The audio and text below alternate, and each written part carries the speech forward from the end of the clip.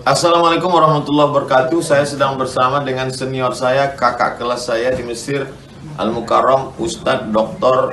Damanhur Abbas. Nikmati kajian-kajian tausiah beliau yang bergizi, berkualitas di channel Ustadz Damanhur Abbas. Jangan lupa tonton, subscribe, like, share, and comment. Assalamualaikum warahmatullahi wabarakatuh.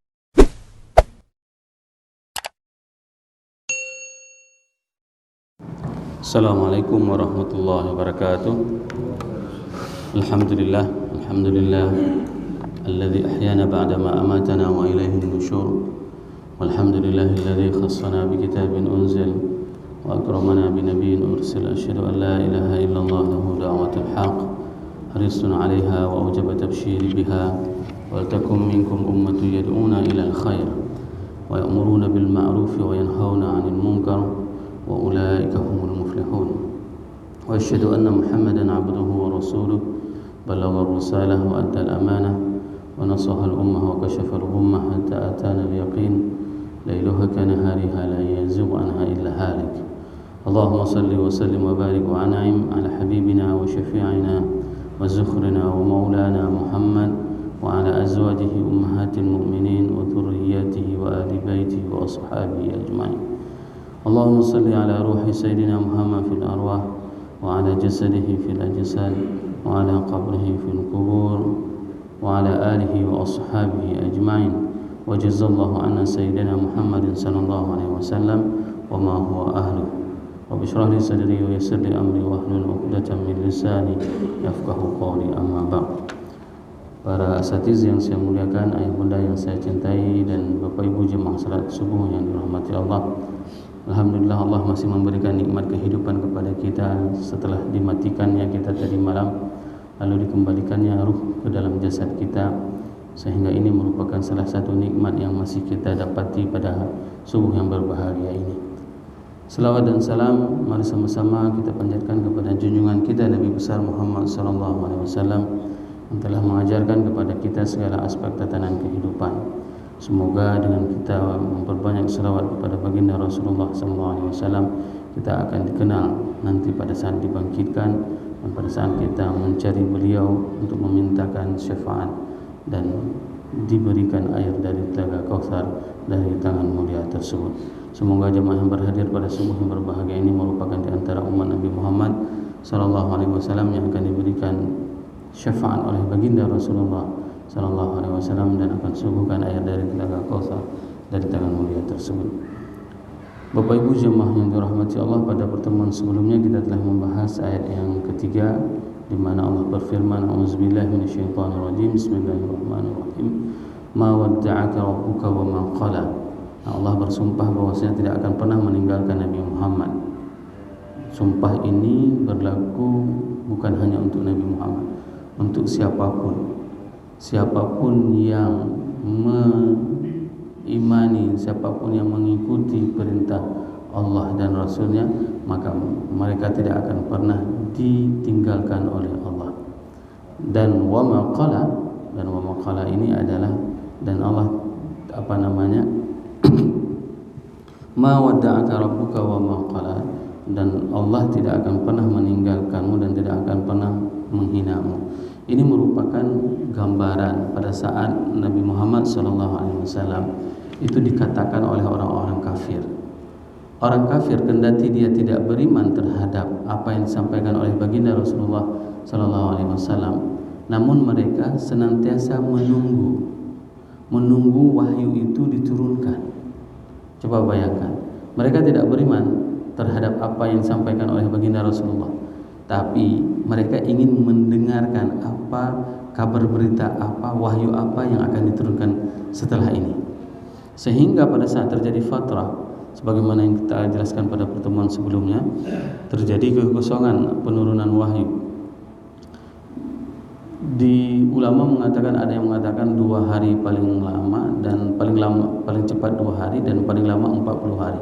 Nah, pada saat itu orang-orang kafir Mekah mereka semua memberikan sebuah fitnah kepada Nabi Muhammad SAW. Lalu mereka mengatakan bahwasanya Muhammad sudah ditinggalkan oleh Tuhannya. Muhammad tidak didatangi lagi wahyu. Muhammad, mereka semuanya membuat sebuah berita hoax terhadap Rasulullah Sallallahu Alaihi Wasallam, sehingga ada rasa kesedihan yang dirasakan oleh Rasulullah Sallallahu Alaihi Wasallam. Maka pada saat terjadi hal seperti itu bagi baginda Rasulullah Sallallahu Alaihi Wasallam, maka Allah mengatakan tidak akan pernah meninggalkan Nabi Muhammad Sallallahu Alaihi Wasallam dan tidak akan pernah menghina Nabi Muhammad SAW. Karena bagi mereka tidak beriman kepada Allah, tapi mereka menunggu wahyu itu seperti apa yang akan turun berikutnya. Ini menunjukkan bahwasanya Al-Quran itu memang mukjizat.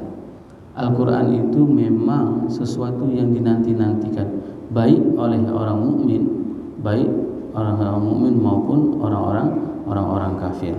Nah, pada ayat keempat Allah berfirman, "Auzubillahi minasyaitonirrajim. Bismillahirrahmanirrahim. Walal akhiratu khairul laka minal ula." Bukankah akhirat itu lebih baik bagimu dan lebih utama?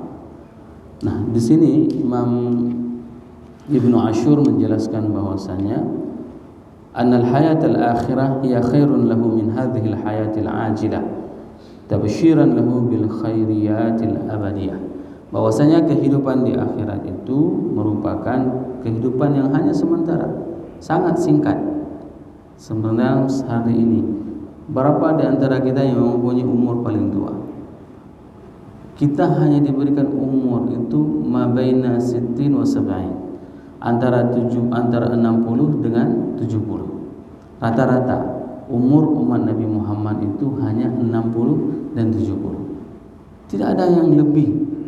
Sedangkan kehidupan di akhirat itu adalah kehidupan yang abadi, kehidupan yang kekal, kehidupan yang lebih utama.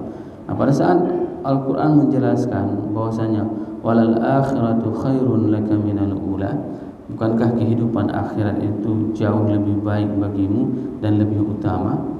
Di sini menunjukkan bahwasanya kehidupan kenikmatan yang kita dapati di dunia ini itu hanya sementara. Sementara saja. Sehebat-hebatnya orang, sesehat-sehatnya orang, dia akan merasakan enak makan es krim itu pada saat dia masih kecil. Coba kasih es krim itu untuk orang-orang tua yang sudah tidak ada gigi lagi. Seenak-enaknya daging itu pada saat seseorang itu masih mempunyai gigi, karena dia bisa menggigit daging tersebut. Tapi begitu dia sudah tidak punya gigi lagi, giginya sudah gigi metik, ya kan?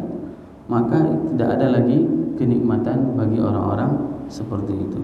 Maka Al-Quran menjelaskan kepada kita semuanya bahwasanya al-ula ini min ta'mim yaj'al ma'na hadhihi jumlah fi ma'ani at-tadlil asy-syamil li istimrar al-wahyi wa ghairi dzalika min al-khair.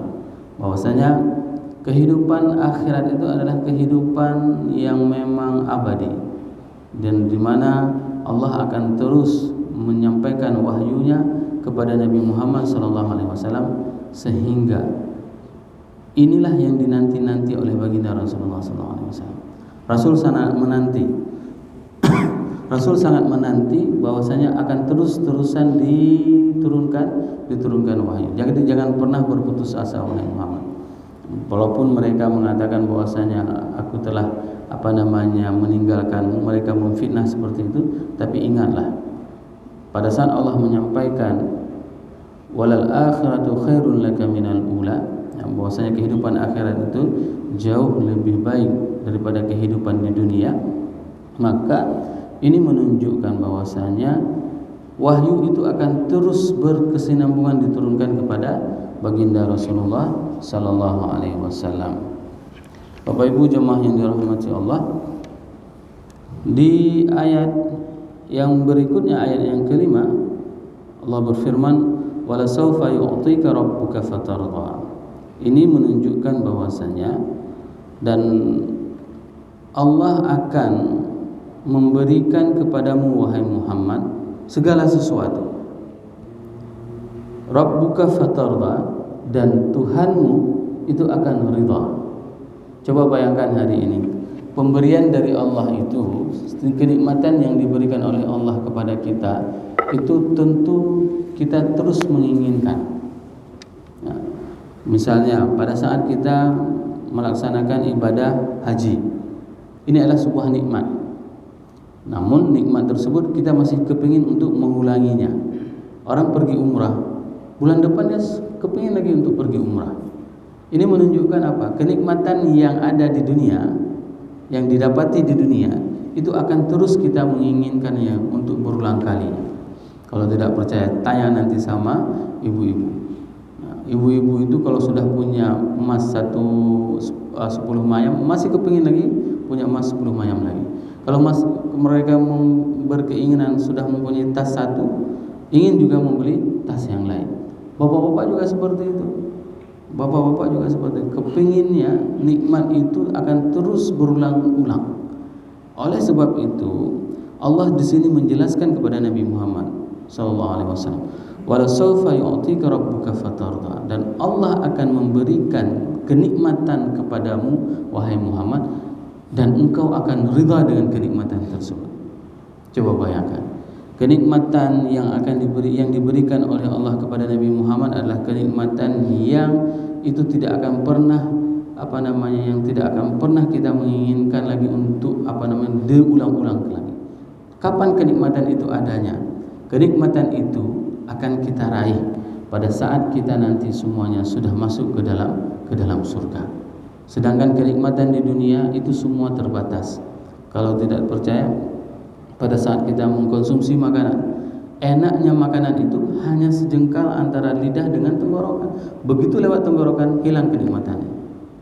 Semua jenis kenikmatan seperti itu. Indahnya sesuatu itu pada saat kita memandang.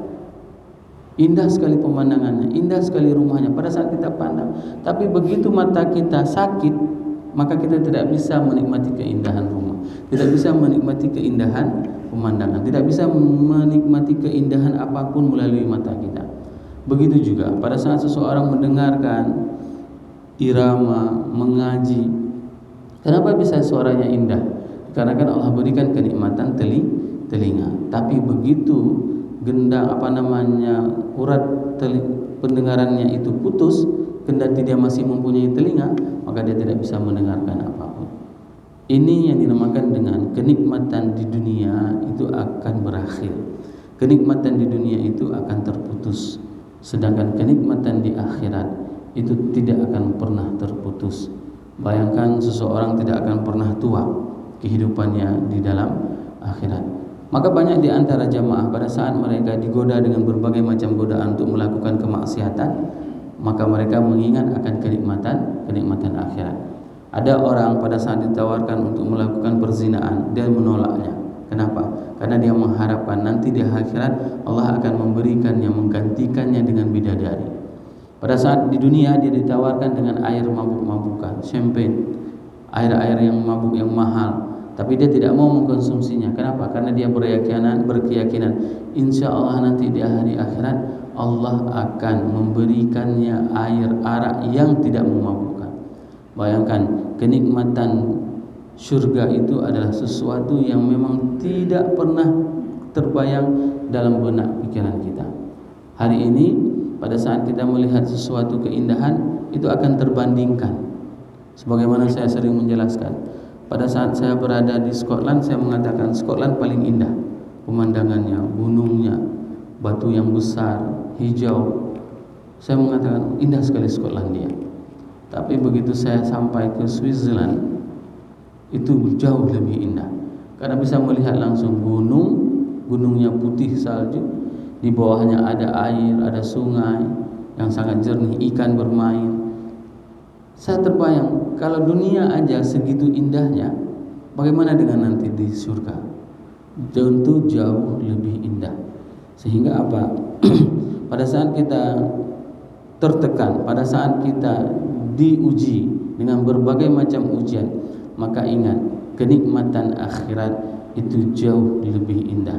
Maka ingat pada saat kita ada berbagai macam ujian, pada saat kita hidup di dunia ini, janganlah kita berputus asa sehingga kita meninggalkan Allah dan Rasulnya. Imam Ibnu Ashur di sini menjelaskan bahwasanya ta'rif rabbuka bi idhafati duna ismillahil ilm lima yu'dhanu bihi al-lafdhur rabb minar ra'fati wal lutf. Di sini kenapa Allah menyebutkan dirinya dengan kata-kata Rabbuka, tidak dengan kata-kata Allah? Ini ingin menunjukkan bahwasanya adanya kelembutan. Karena Rabbun itu adalah pelindung, karena Rabbun itu adalah pendidik, karena Rabbun itu adalah pengawas.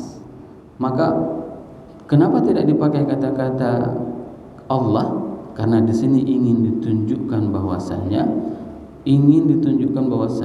kata-kata Rabbun itu adanya kehalusan, adanya sebuah rasa yang memang kedekatan antara seorang hamba dengan Tuhannya. Fatarda liifadati kaunil ata'u ajilun nafi'un bihaitsu yahsulu bihi ridha'ul mu'ti indal ata' fala yartaqibu ay yahsil naf'uhu ba'da tarabbusi.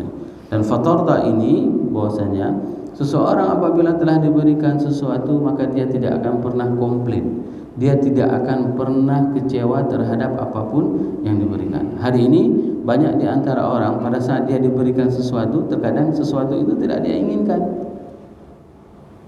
Sesuatu yang diberikan itu tidak diinginkan dan dia tidak bisa mengkonsumsikannya. Bayangkan saja kalau seandainya bapak sudah terkena asam urat, ada orang yang ngasih terasi sama ikan teri, pasti kita tidak akan pernah mau mengkonsumsikannya. Kenapa? Karena makanan tersebut sudah tidak bisa dikonsumsi oleh orang yang terkena asam urat. Itu pemberian, tapi pemberian tersebut tidak diharapkan. Namun ingat, pada saat pemberian ini diberikan oleh Allah di surga, maka semua pemberian tersebut adalah sesuatu yang memang kita inginkan. Maka kenikmatan yang akan didapati oleh manusia di dalam surga itu merupakan semuanya adalah kenikmatan yang kita inginkan, yang kita damba-dambakan. Semoga dua ayat ini bermanfaat kepada diri saya dan kepada jamaah semuanya, sehingga kita bisa meningkatkan keimanan dan kecintaan kita kepada Allah Subhanahu wa taala. Subhanakallahumma wa bihamdik, asyhadu an la ilaha illa anta, astaghfiruka wa atubu ilaik. Wassalamualaikum warahmatullahi wabarakatuh.